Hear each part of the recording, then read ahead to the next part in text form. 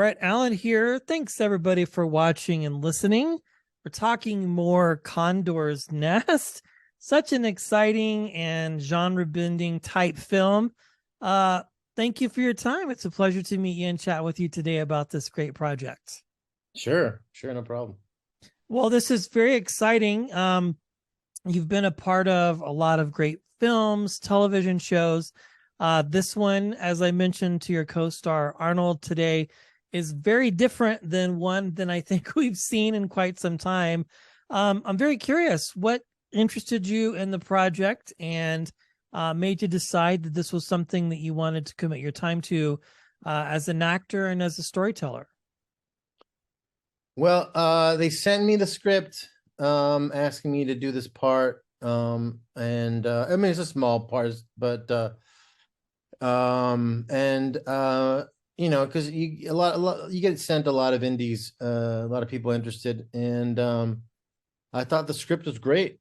I just really liked the script, and then I kind of went and I Googled the director, and I found kind of like a highlight reel or like a little like teaser for a previous thing Okay. that he had done, and you know, and I thought he was able to put a lot of production value on such a small budget that I was like, all right, I'll come and do something for this guy, and that's kind of how it went. Yeah. Do you get a lot of those types of scripts? I mean, I would imagine you probably do, because obviously we know who you are. You're very recognizable. You've done some major things. I imagine they probably go, "Hey, would you be interested in doing this, or would you be interested in doing that?" I get sent a few over the year for sure. And yeah, the number one thing that I usually consider in those situations is how's the story, how's the script, Okay. and if the script is good, then it's like, and then it's like one of either who else you might be working with, or the director, and kind of like there's someone that once said there was like like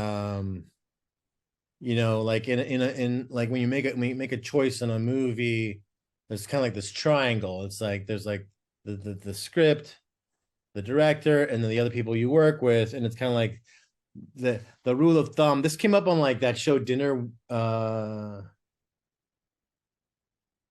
with that John Favreau. It was like Dinner or something show about a Okay. bunch of industry people. Dinner for Eight, I think it was. Yes, that was a good one, by the way. Yeah. Okay. And they had said that, and they said they found that like you can take a gamble on one thing. Usually you can take a gamble like on one leg of that triangle, but as soon as you like take a gamble on two, things Okay. You're can more like, likely have a chance to fall apart. And so like the script was strong, and I thought the look really kind of gave me confidence in the director that I was like, all right, let's do it. And it was and also, I mean, it was also at a time when work had dried up pretty much completely, because we were, that was that was like pretty golden age pandemic season, working yes. on it. And so it was kind of like, well, let's get a chance to act somewhere, kind of thing. It's it's funny that you mentioned that, because somebody said something similarly. Uh, it's like, okay, I've done Lost, I've done big things, and then that I've done other things obviously since then, and then it's like that golden age, as you referred to it, happens, and it's like, oh, I gotta pay a few bills here, got a car note due here. I want an opportunity to act and do something that's challenging as a storyteller. And that's great that you're able to do that. Again, the film is fantastic. You Good. mentioned it. There are certain things absolutely that you are looking for and that you want to do, but is there one thing in particular that's important to you as an actor that is just almost like a non-negotiable as far as choosing a project? Oh, that's a good question. Um, Not necessarily. I There's certain things I look for that are always pluses. Like Okay. sometimes if a script has something about it that kind of scares me a little bit, as far as like how would I even think to do that and things like Okay. that, an appealing thing. Um, Sometimes an opportunity to get to work with certain people is always kind of an appealing thing.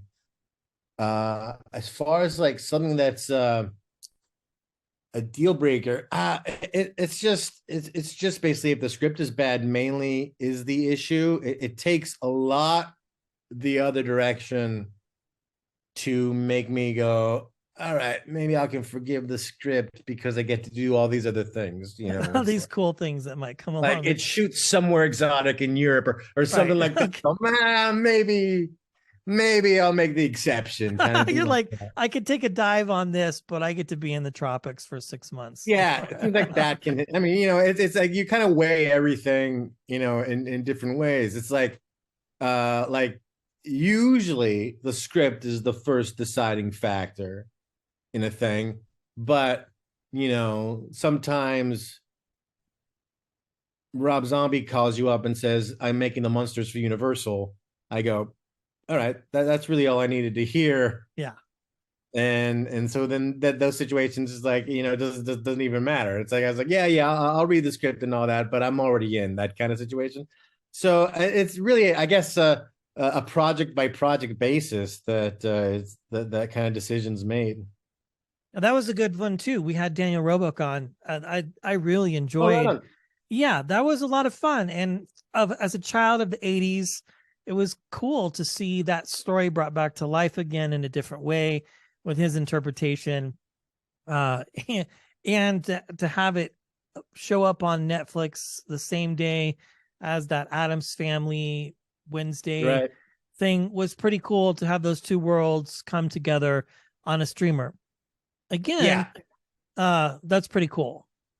yeah. It's kind of I feel now that I've done. I have a lot of work and stuff. Now it's kind of like I just really would love, any opportunity to get to do genre stuff Sure. is just because it's like that's the stuff that, affected me when I was a kid and the stuff that I like to see. And so like any things with monsters, I'm always interested, all that kind of stuff. Or That's just Hitler, perhaps. Yeah. Yeah, it was funny. Arnold again this morning mentioned the fact that, as an actor, sometimes it can be a challenge because you have these opportunities that come about and then you look at them and go, okay, this is a story that's been told before, but it's being done in a different sort of light, in a different way. Um, and you go, okay, maybe I'll give it a go because the director's hot and it's going to turn out to be really good. And it was. It's just fun to watch. One last question or two here. Again, there have been different career defining moments for you as an actor, a lot of things that you've done. But outside of the obvious, maybe, is there one project or two really that was a capstone for you that just solidified for you mentally as just a human being and said, hey, this world that I'm in is definitely something that I'm meant to do, and this is my calling. Perhaps maybe uh, counterintuitive to something else that you might have done or another interest that you might have had when you were younger. That's an interesting question. When you said it, there's definitely that movie, Nobody Knows I'm Here, that I did, where I went to Chile, which is where my father was from, and shooting it. It was basically the first time that I actually led a movie, for one thing, Okay. and working completely in Spanish. But it was just such a great just a great empathetic character, and the way it's an uplifting story, and it was really kind of a really great experience, and also very much uh the working with the director. We were as we in many ways I almost felt like the character of Memo in that movie was definitely crafted between us, because a lot of times, you bring what this is how I think it goes, and this is what, but there was stuff that almost felt like the character of Memo was like the Frankenstein that between the two of us we kind of stitched together, and Okay. that experience of it was definitely very um fulfilling. There's a lot of jobs. It's like, I mean, this sounds cheesy to say, but acting is a way that I fill my soul in a Sure. sense. It's a form of expression, and it's a way of getting more of me out, Okay. uh, basically.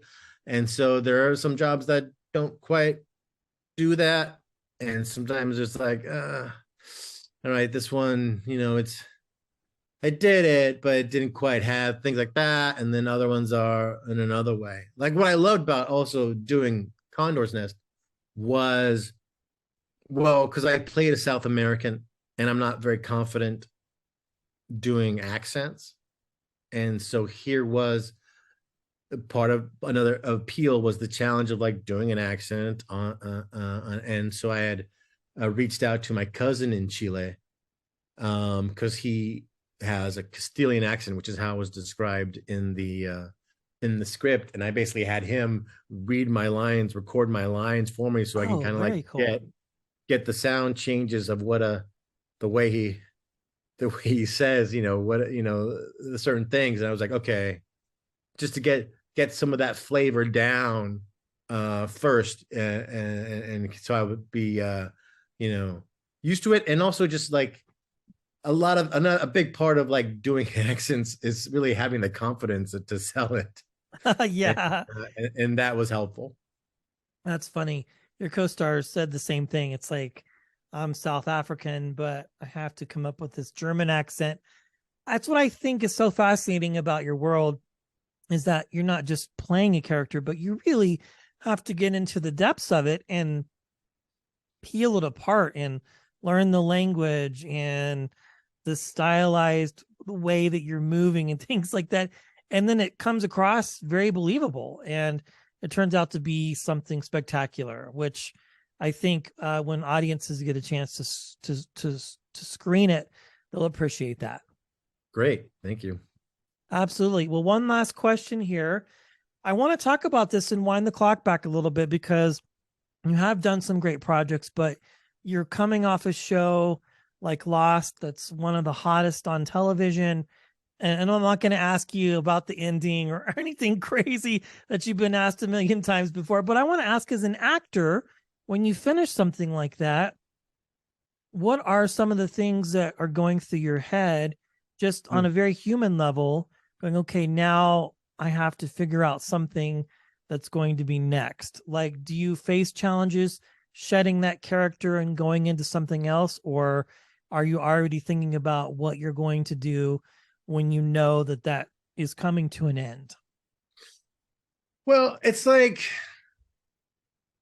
there's well, first of all, Lost was such a huge part of my life, and also the sensation that it became, and living in Hawaii to do it, and how so many of us we all relocated there to be a part of the show. So, and we were our only friends at the beginning. We were the only people we knew there. So in many ways we were literally stuck on an island with each other in real life as well. And so there's this extra significance when it ended, because now we were going to move back. I mean, some people stayed in Hawaii, but we're going to move back to the mainland, just because like it's kind of like where it's like I was still kind of at a stage in your career where you still need to walk into the rooms and audition and meet people and do things to get jobs. So I was like, I'm just going to do that, and I kind of had this thought in my head is, well, there's a good chance now I may not work for a while, to give people time to forget a little bit about Hurley and rediscover me as an actor. I mean, I ended up didn't have to wait that long. We did Alcatraz Yeah. uh, with Bad Robot fairly quickly afterward, and so that was a fun little run to also kind of stay in the family in a way. Yeah, sure. But the what Lost did give me, and for the full run of it, was a financial cushion that I wasn't desperate to jump to whatever thing showed up, that we could be choosy if we wanted to and see, and so that we knew that what the next thing would be something we'd be excited about.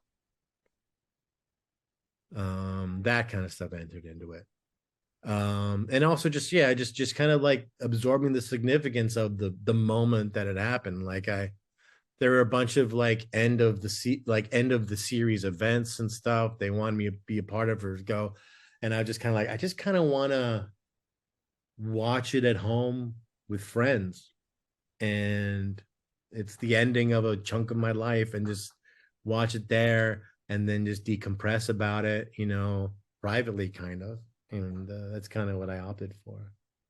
Very cool. And congratulations on Condor's Nest. Everybody, please be sure to watch and stream it when you have the opportunity.